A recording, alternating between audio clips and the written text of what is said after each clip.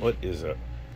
Finally getting around to working on my tall Frankenstein unit again, which I plan on replacing the Lennox Cube to get a little more room to back the trailer in behind the RV gate. So I want to make just a little controller, that way this time it'll actually have defrost. That Lennox Cube unit out there, I just got it pretty much just wired with some relays to where it just turns on the VFD to 40 hertz for the compressor when you get a Y1, and then it goes to 60 hertz with the Y2 close to another relay. And that's it, and then there's a signal going right to the reversing valve, all from the thermostat. Pretty simple, and I'm just using like an ECM motor, a hodgepodge in there just to run, you know, when it runs the compressor. No defrost, and I went like, what, 2 or 3 winters without it, and this last winter is the first time I'd ever actually got kind of frosted up. And I can't remember if I ever had to turn it off or not, but it never got like a block of ice. It just got to where it started turning it into a sheet of ice. So we did have a colder winter this time. So when I put this little tall Frankenstein unit up in its place, I figure I should make a controller so it has defrost. So right now I have this controller hooked up, and these 2 little potentiometers are just hooked up to my liquid line temperature and my outside air temperature, and then I have something, I forget which one, just fixed there. So when I turn this on, it does say Frankenstein. Let me go back to that again. Let me turn this off too. That represents my thermostat switches. Turn it on. Little Frankenstein's thing. I have that only just blipping for a second. So I got a transformer wired to here. This is 24 volt inputs right here, and I got it rectified, and you know, resistors on the back, some surface mount stuff right there, and then it just optical isolator, and then this side of optical isolator is just switching 5 volts digital logic levels to the microprocessor. This cable here is just the programmer, which isn't only on. I'm starting to get to where I'm gonna just start using I2C, or whatever you want to call it, serial protocol for the LCDs. Oh, I have the LCDs. I've been putting a bunch of those together. This one here, I just kind of soldered this one here. So I just made this little header pin, and I'll probably make this kind of a common theme on my newer projects. And I just have this clamped here. It'll just be mounted. I was almost thinking of just mounting this inside the case behind some plexiglass, which I'm probably going to do. That way I can actually look in there and see this. Put a little window when the unit's running. It'd be kind of cool. I do notice that some of the subroutines cause a little more flashing like this when it updates, because with this serial interface versus the 4-bit parallel was doing, but no big deal once you're used to it. I'm only running the processor at 8 megahertz internal, so I'm not running a 20 external crystal. That's what I'm trying to say. So that's hooked up. Got my 5 volts and 12 volts hooked up. 12 volts just goes out to the relay boards, which will switch on the 2 stages of the compressor, and a third one will be for the reversing valve. That's pretty cool. And then here's my other one. So let me go ahead and kind of show you how it works. So when I flip just the heat on, it's just going to turn on one relay, and it just does it. And then I have a defrost interval counting down, and it's doing football time just like a real one. So if I stop it and it goes to standby, whatever that just was at a second ago is what it'll continue at on the next operation. So I turn it back on, just continue it on. And so we're reading our liquid line temperature, defrost temperature, outside air temperature, and just the potentiometer I have on the board. I should have just taken that out, moved my clock down there, but oh well, I got it right there. So I finished doing some menu stuff,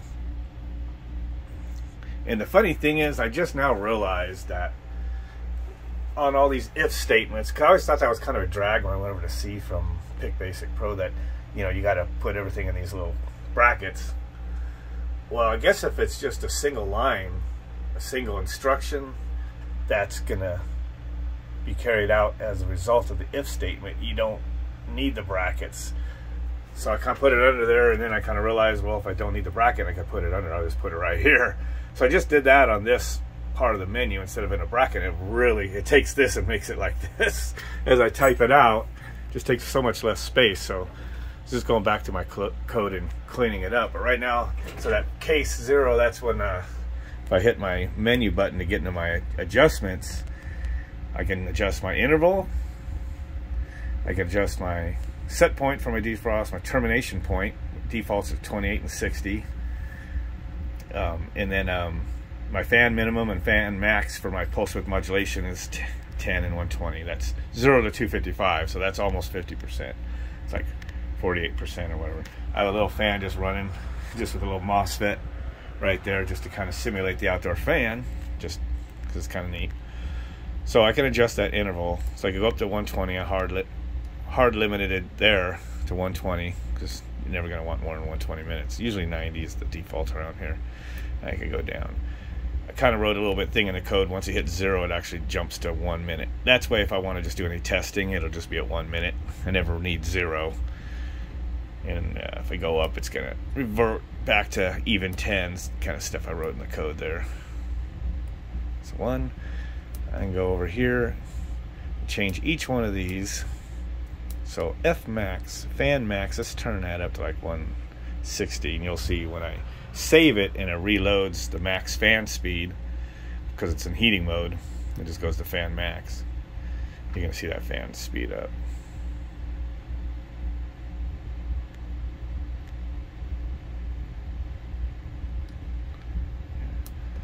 So, and then the next thing, it should be save changes, keep editing, no, yes. So if I just hit this button again, it just starts over. The reason it's blinking a lot more is because I have it going to 4/10 of a second loops here. So we're going to save. So I'm going to hit button 3. Save to EEPROM. Now, my fan just sped the hell up. And it reloaded it at 60. And this is an EEPROM, so if I kill the power, because it's saved to EEPROM, next time I power it up, it's going to, even after a power loss, everything I put in there will come back for that stuff. We start at 90-minute intervals, so if I change that down to 1 minute for testing purposes, that's what it'll be.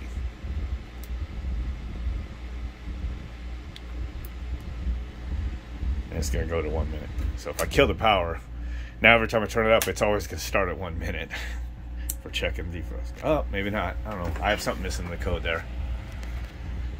For some reason, it reloaded 90 there. Oh, I know why. Because I just added that part of the code, and I don't have it saving to that. Where is it? EEPROM right. I gotta add the EEPROM right. Yeah, it was address 4. So we're gonna do EEPROM. What is it? Underscore right.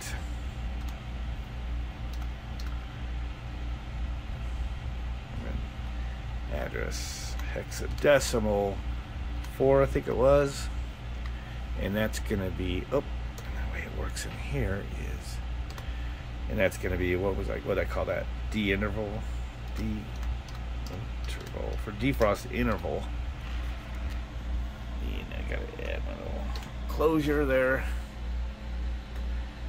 We shall write that in code and write that to the processor there, and then that should fix that. So here's something I missed there.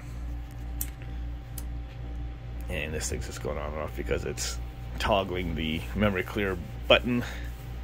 It's hard coding some EEPROM data because I put that in the code to fill that in. That way when it first boots on, it already have that. So it went to 90 minutes there. So now let's change it to 1.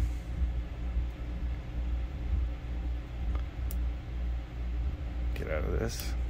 Save. Save to EEPROM. So it should have wrote that. So turn the power off. Turn the power back on. Should be 1 minute now. Yep. Because now it updated EEPROM. So when I leave the menu, it updates it to EEPROM. That way it's saved even if I take the power away. Cool. So now you can see my fan went back to 120 because it loaded what I had in this thing. You write up here this EEPROM data. It's actually something that is not like written. That's telling the loader to write that to the EEPROM at the same time. Those memory locations when it loads everything else. So anyway, so let's go. So it's on 1 minute. So I got the liquid line is 43 degrees. Remember the set point is 28 degrees, so that's going to be above the set point, warmer than the set point. So it's going to be like, when this counts down, time and temperature. I thought of doing the other way. It's going to just restart the time. There, it's going back to a minute. So, like some units, like Train uses what do they call it, demand defrost. It's kind of cool. You know, they're somewhat quirky too. I think Train like has like a cutoff using the outdoor temperature. Like if it's over like 50 or 55, it will never defrost. So that helps eliminate useless ones. And then also I think it uses like a strategy where when it is below that, then it starts looking at the difference of your liquid line and your outside temperature increasing more and more, and that's how it knows. Like over a certain time, and that's how it knows there must be ice on there. It's not perfect, but it works. But for some reason, most people still just do time and temperature. So I'm doing time and temperature in my defrost deal, somewhere down here in the code. Except I have it, it has to be below 50 degrees outside. So I'm going to go ahead and turn down my liquid line real quick before I time around. So that's 26 degrees will be below the set point, and the set point I can change. So I can fine tune it after it's in the unit. 0, boom, it's in defrost. Fan stopped, reversing valve went on, just like a regular unit.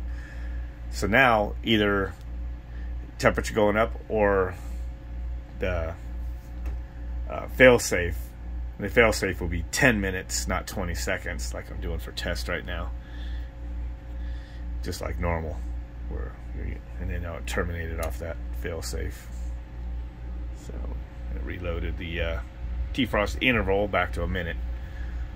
So once I'm done, I'll just put it back to 10-minute fail-safe, and then load in probably 90 minutes, unless I adjust it for the defrost interval. So it should work pretty good, and I can adjust, you know, what several points are. I don't have the outdoor air one adjusted, but I think 50 degrees is a good one. If it's above 50, it just doesn't need a defrost. If it's above 50 degrees here, upstairs unit, it just doesn't run too much. So I can put this back up to 90. I think I've tested my defrost to where it's working now. And like I said, my fan speed, I can also go ahead and adjust that up a little higher.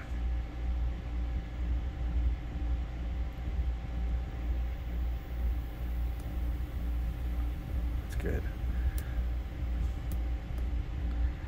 It's going to jump up when it saves. There it goes. Reloaded the new max. Okay, so when you turn off the system, I want to put on the reversing valve next time. This still has it off. It doesn't instantly change it. It changes it the next time it's going to go over to cool. It's going to see that reversing valve status has changed.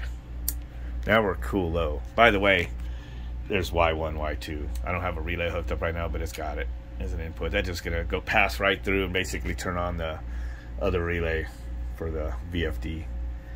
So the fan is off because the liquid line is cold. So it has to build up temperature before that fan runs. I'm turning the dial. Once it gets like over 80 something or whatever, I forget, it's gonna start going up. It'll go up there. If it goes above a certain point, I forget what it is, it just jumps the fan speed up. So if it doesn't start climbing fast enough to add the duty cycle to the fan and its temperature starts climbing, I have like a code in here that's gonna, like, once it hits like, I forget what it was, 100 and something, I turned the dial too fast. You just see how it just jumped up to fan max. So it won't run away and make the head pressure too high. Now I'm going to drop it down to 70 something. That's going to start throttling down. I think 80 degrees. If once it's over 8, just over 80, it's just going to stay where it is. Oops. Tensiometer's kind of touchy. 88. Yeah, so it's just going to stay there between 80 and 90, or 85 and 90, or something like that. Liquid line, which is runs what, like 15 over ambient. So this would be like 70 something outside. It'll just be, if it gets a little warmer, it'll speed up the fan until it hits fan max. If it's cooling off, then it'll start throttling back the fan, like a low ambient.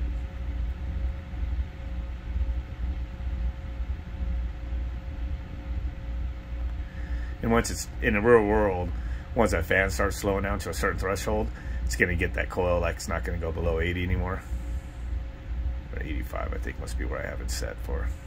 So anyway, between 85 and 90 doesn't even do any adjustment. So I could change that later, subject to change. So this one doesn't need to do a whole lot. It just needs to, pass through for the cool. Control the reverser valve, it just latches it basically. So once this cooling's done, the reverser valve stayed on. So reversing valve will not switch until the next time you go to heat without that reversing valve on. And now it clicked at the same time the compressor started. High, low. And see, I don't have the timer reading, but see, 89, 43, stop. And then off, and then the next time it runs, it just continues. See, I went 89, 42. So, and then these, I've been messing around with a couple different things, but still got to clean up some of the code a little more. Now that I know I don't need brackets around all these singles, and I won't have to scroll this mouse so much. I'm going to try it for these two here in a second. So here's actually I added this. At first I had all of this to check which bit changed, which digital input changed when I got to my interrupt, but I realized you shouldn't put too much in the interrupt. I think it only has so many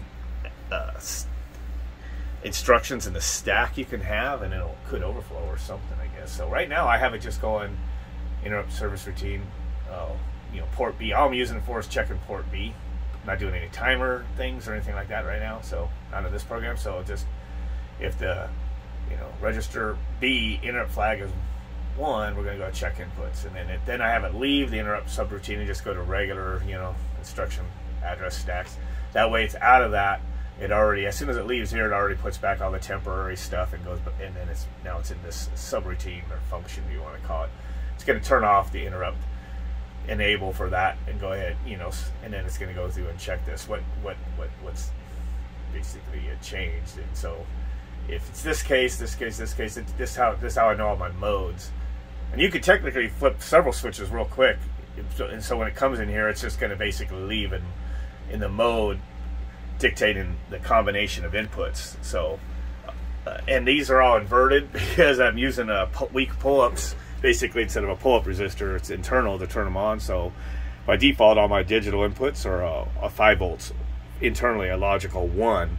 So when I put an input active, it's a logical 0 because it's pulling it down to 0 volts. So my buttons pull down the 5 volts and my optical isolators pull them down. So you just have to remember that the inputs are inverted. So if the Y1 is no thermostat, means it's a logical 1 for Y1, and if anytime that's off, then nothing's running and the mode will be off.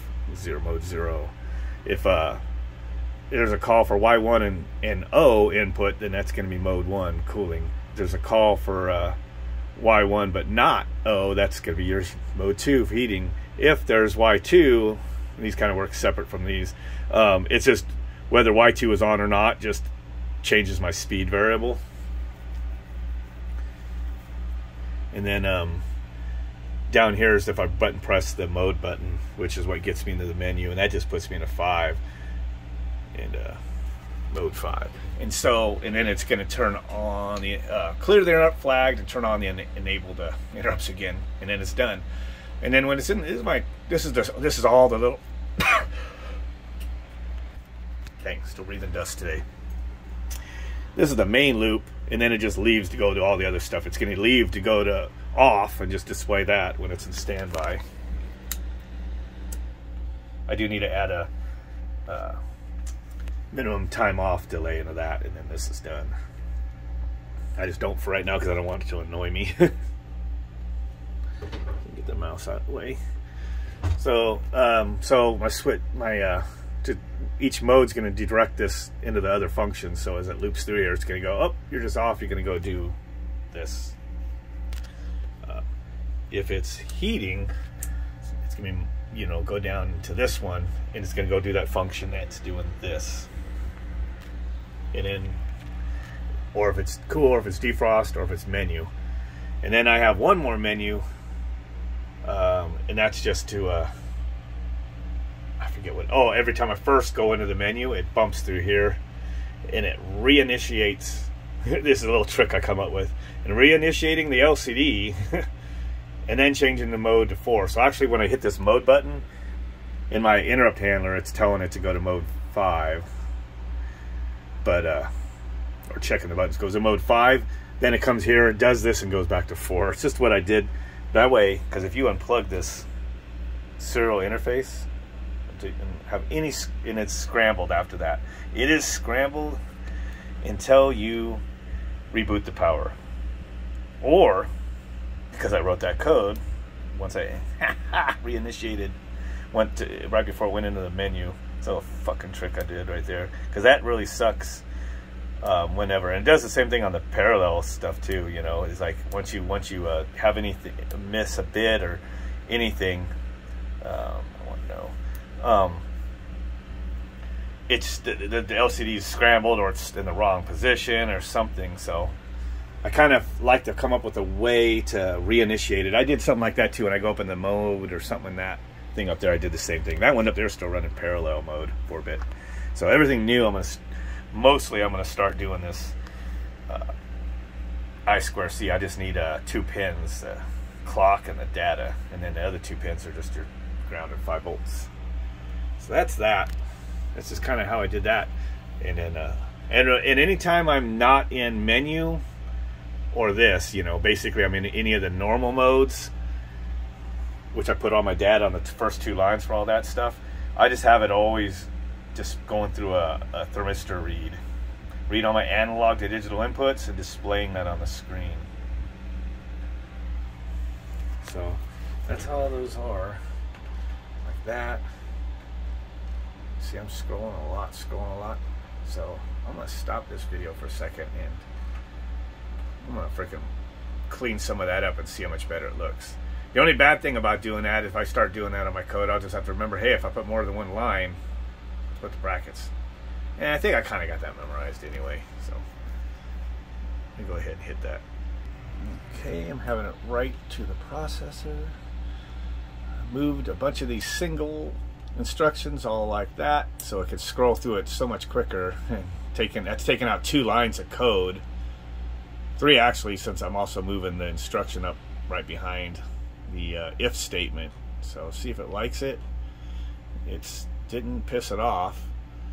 So down here I almost screwed this up, but see, this is more than one line instruction. It's moving, because when I go to this, messing with my modes, I copy what the mode was currently in the last mode, then go in here and screw around, and then when it leaves here, it copies it back. That way it'll go through the right subroutine function. So I got 3 instructions here. Copying back from last mode to resume. This is 0, that's just the menu position. I just go back, so it always starts on the same one when it comes back, and then turn the interrupt flag back on. So now I can, all these ones that are singles I can take out, like this is 1, 2, 3, so I can't do that. Here's a single one, so I can move it up. Single, single, so I can clean up a lot of these, but I'll do that later. But you can kind of see the difference. How many, this is 1, 2, 3 lines. I could put this up here and it's going to take away 3 lines. This is going to take away 3 lines. This is going to take 3 lines. It's all the same thing. It's just as I scroll, it's just taking up so much space because I was putting them in between brackets. And now I know single instructions do not have to be like that after the condition. I can just stick it after the condition and right there, whatever you want to call it.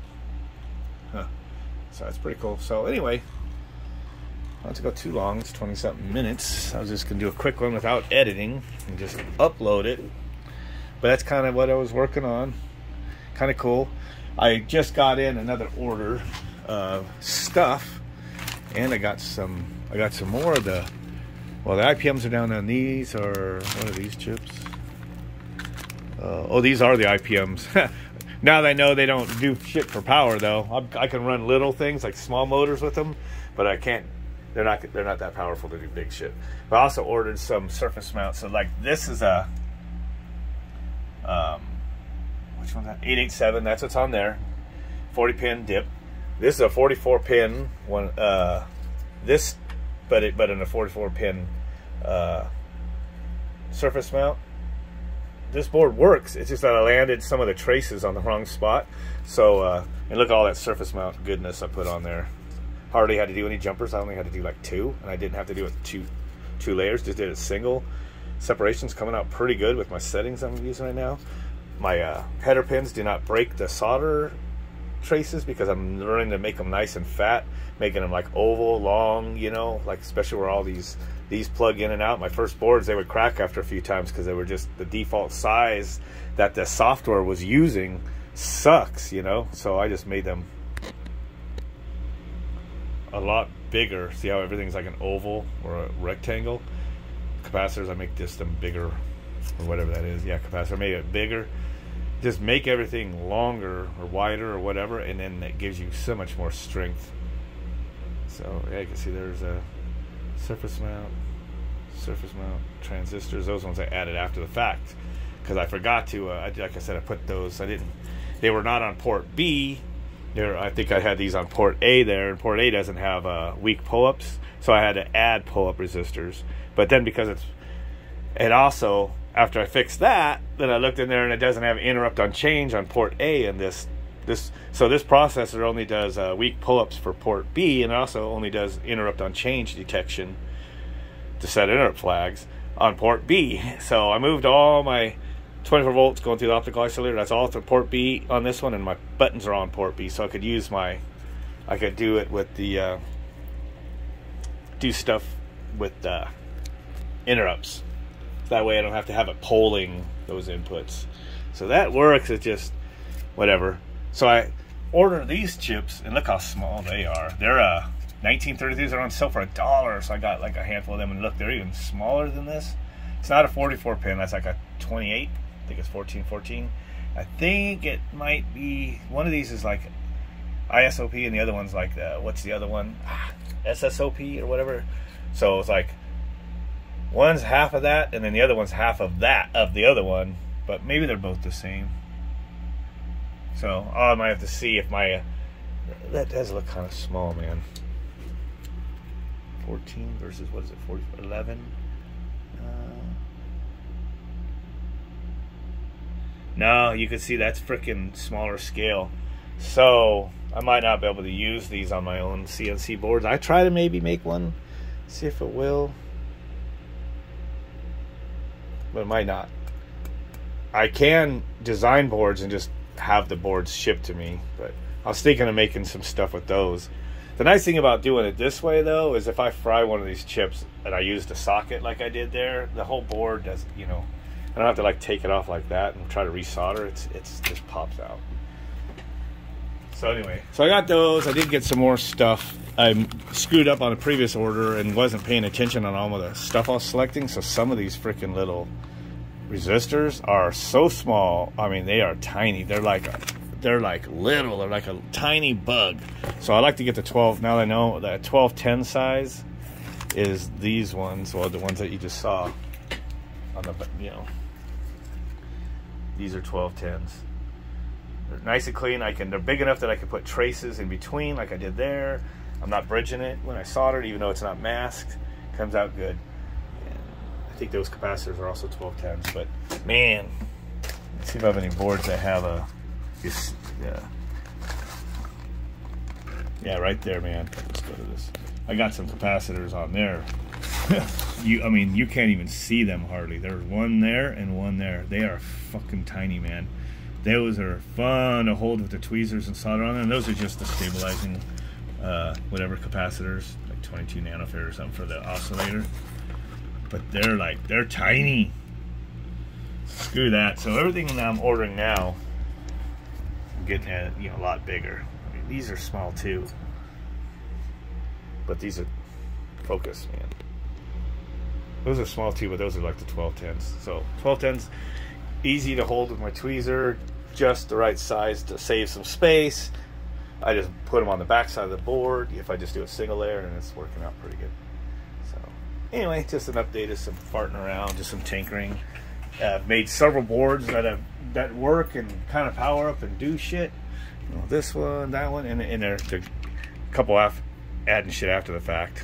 Shit, but they work. But then moving on. Actually, this one, I think this one works if I put the chip back in to run my.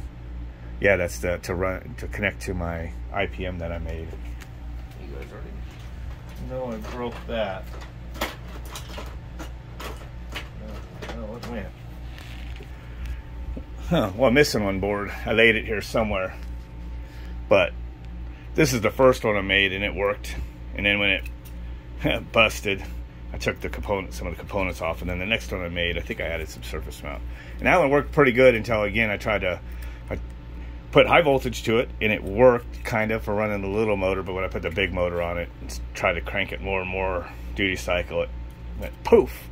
So these are not made for a lot of wattage. I think it said 25 watts per output.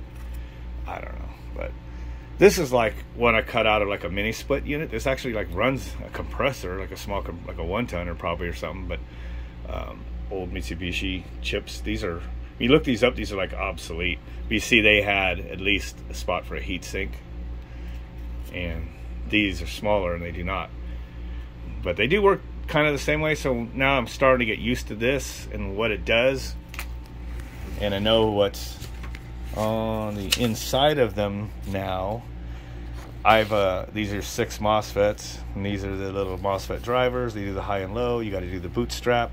I've successfully done that, and I was starting to work on reading the back EMF, but I hadn't like gone full closed loop yet on that. But I was able to run an open loop and get the motors to start. It's pretty cool.